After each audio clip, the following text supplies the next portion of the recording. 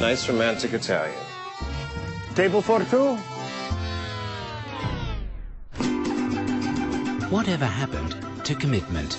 At Finlay Kia, we're totally committed to Kia. In fact, Finlay Kia is the only all-Kia dealer in Southern Nevada. So if you're looking at Kia, don't settle for anything less. Finlay Kia, the one, the only. Finlay Kia.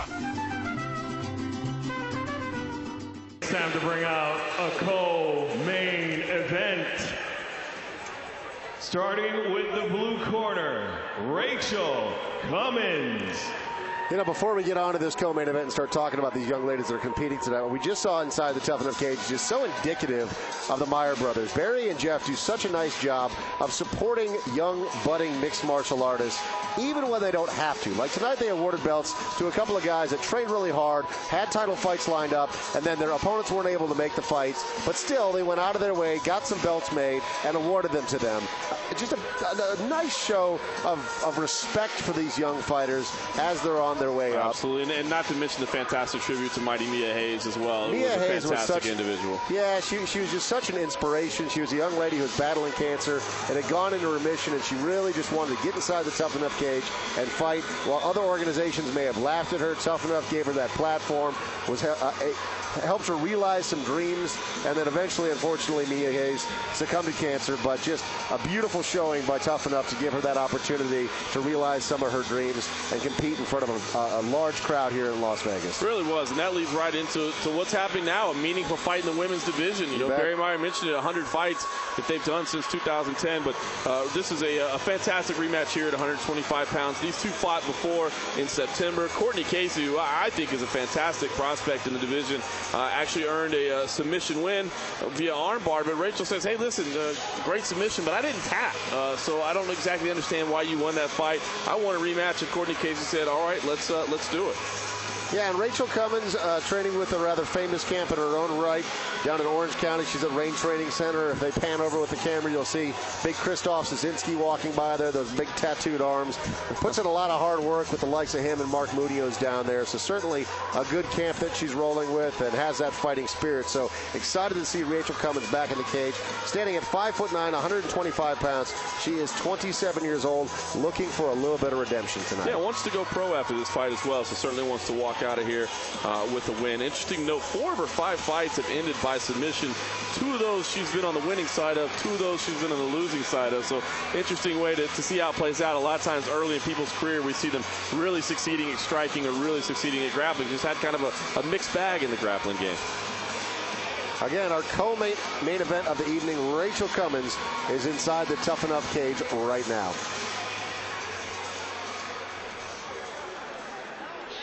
And now the red corner, Cortney Casey.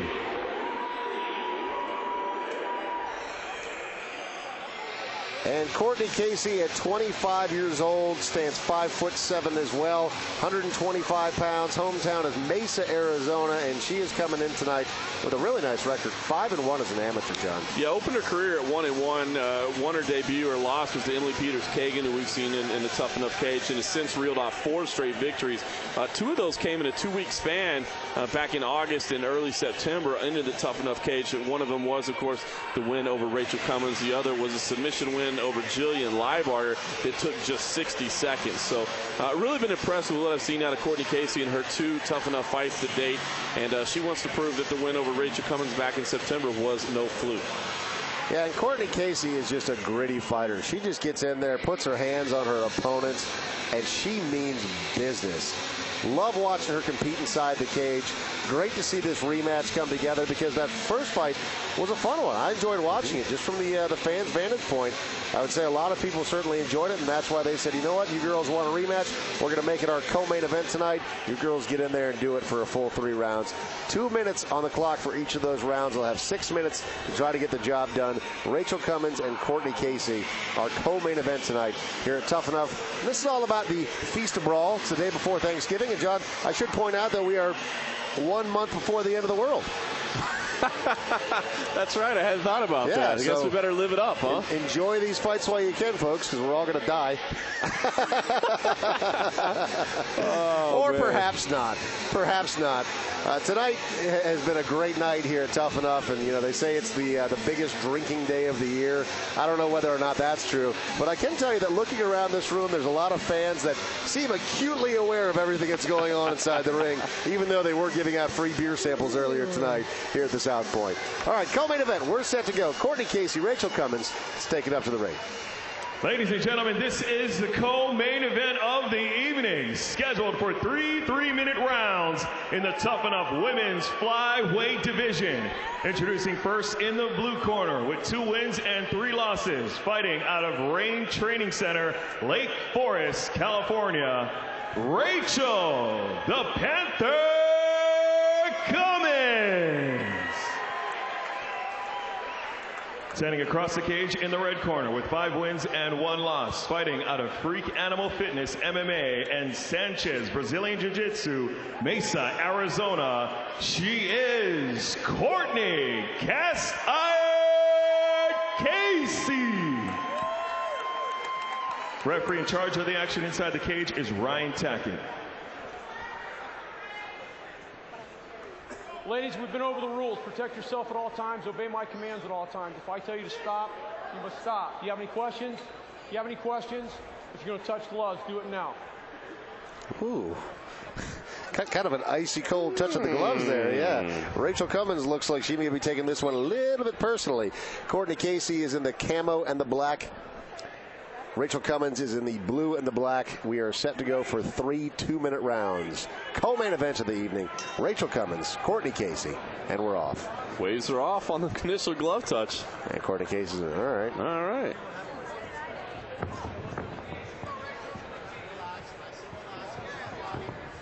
Rachael Cummins, obviously a lanky fighter, a little bit taller, likes to use that reach to her advantage. Meanwhile, Cortney Casey just trying to get inside and make it dirty. Nice knees there, Rachael Cummins. Cortney Casey looking powerful here in round number 1, even though she's the one pushed up against the cage right now by Rachael Cummins. When she gets a hold of that head or that neck, able to manipulate the body of Rachael Cummins a bit. Yeah, I mean, this is what we've seen out of Rachael Cummins before. She likes to get things up against the cage, kind of slow it down and use her body in the grappling department. She does have that lengthy frame, which can sometimes be a target, but can also make his submission attempts a lot easier as well because you do get that leverage. Nice knee to the body there.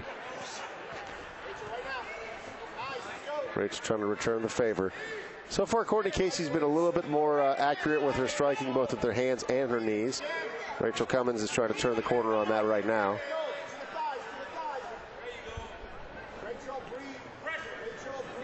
Cummins controlling the positioning against the cage, but not doing a lot of damage right now.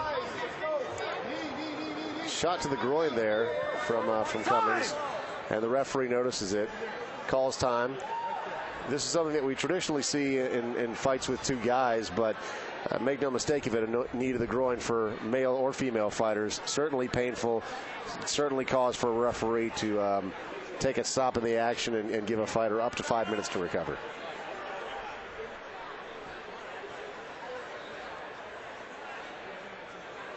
Yeah, correctly called there. I have seen some kind of ill-informed fans sometimes say, well, wait a minute. Yeah. But no, there is some painful regions there as well. They meet back in the center of the cage. Again, Cortney Casey is wearing the pink and the black. Rachael Cummins is wearing the blue and the black. Oh, nice shots hands there. Up top. Big shots, and Rachael Cummins is covering up right now. Cortney Casey ends up in top position, but look at this. Cummins rolls, looking for that arm. Yep, right away looking for the arm bar. Cummins trying to keep her hands together. Final seconds here of round number 1. Rachael Cummins trying to score some final points as that horn sounds. Close round, I think on paper, I would have to give it to Rachael Cummins, just simply because she was the one with the position advantage for most of the round when she had Cortney Casey pushed up against the cage. It's going to be an interesting one to score because I think I can definitely make a case for Cortney Casey as well. I think you could. The late takedown there, yeah, more accurate strikes aside. She was the one being more aggressive, so I thought you're right. Cummins was the one controlling the positioning against the cage. Meanwhile, Cortney Casey was the one who was delivering the firmer shots inside. But I'll tell you what I did did see out of Rachael Cummins in that first round, the snapping kicks were very impressive.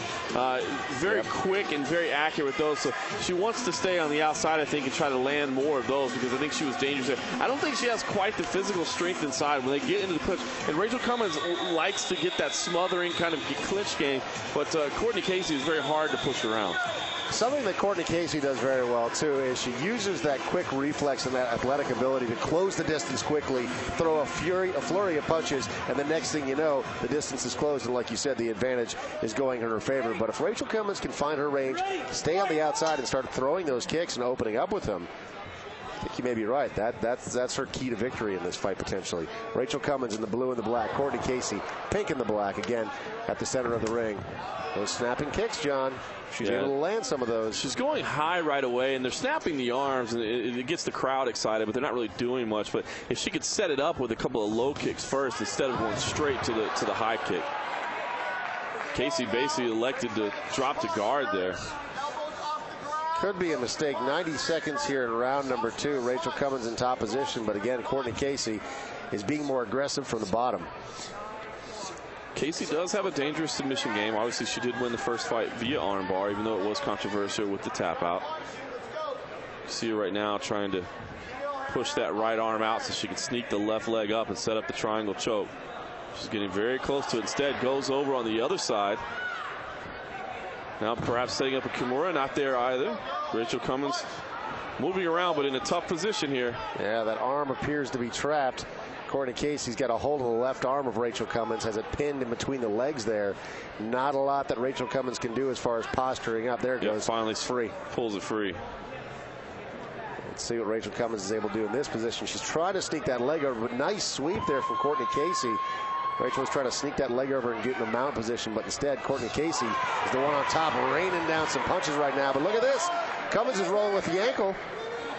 She can't hit the twisting locks, but can certainly go for the knee bar, and that's what she's going to be looking for right now.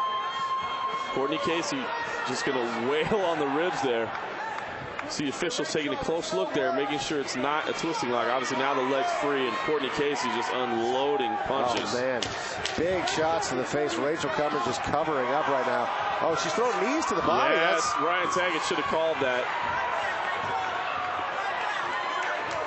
Final seconds there. That is round number 2 coming to a close. The referee made a mistake there by not calling those illegal knees. You're not allowed to throw knees to the body on the ground in the amateur rule set.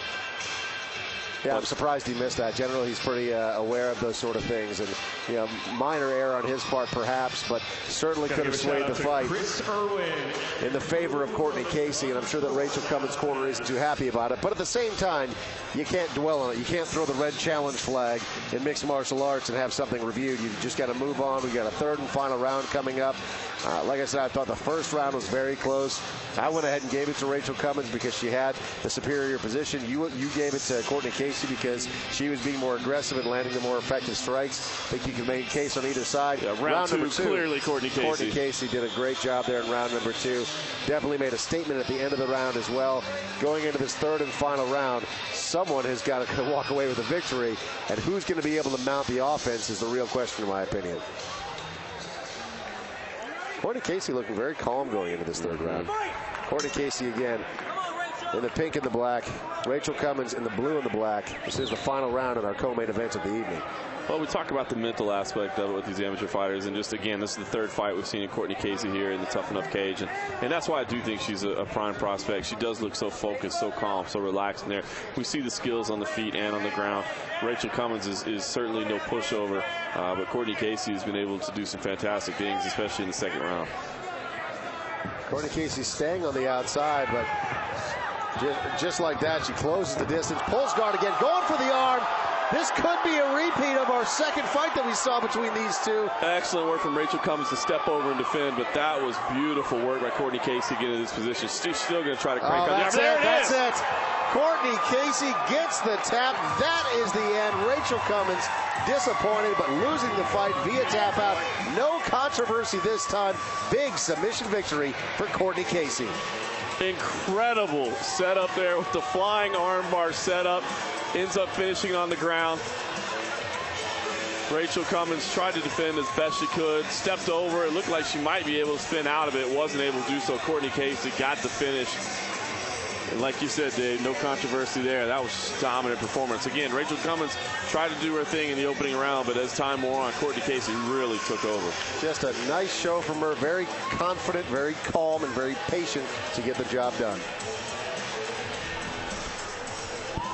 Well, I said it before, I'll say it again. I think Cortney Casey's the real deal. We'll take it up and get the official time right now.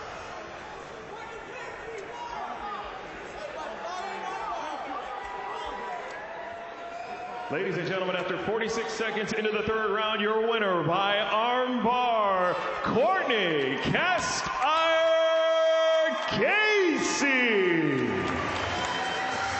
Cortney Casey, your winner. Let's get a few words. Here's your winner, Cortney Casey. Congratulations. I know last time there was a little bit of controversy with the tap out. You put that to bed, no controversy this time. Congratulations. How are you feeling? I feel great. I do want to thank the Packworks that are out there, came all the way from Arizona to come watch me. My family, my friends, Mercedes White kicked some ass earlier on in this. Awesome, guys, awesome. Fear of the Fighter, Foxy Fight Gear, Lockdown Clothing, all my friends and family, thank you so much. You know, we were in the booth calling your fight, and we were talking about how you really look like you've matured as a mixed martial artist, how you're the real deal, how you've got the potential to really do whatever you want in mixed martial arts. But what is next for you? What do you want besides that medal? Yeah, the medal. Whatever comes next. I mean, I'd like to fight, defend the belt, Tuff-N-Uff. This is supposed to be a rematch, but things happen. If they want me back to defend the belt, I'm more than welcome.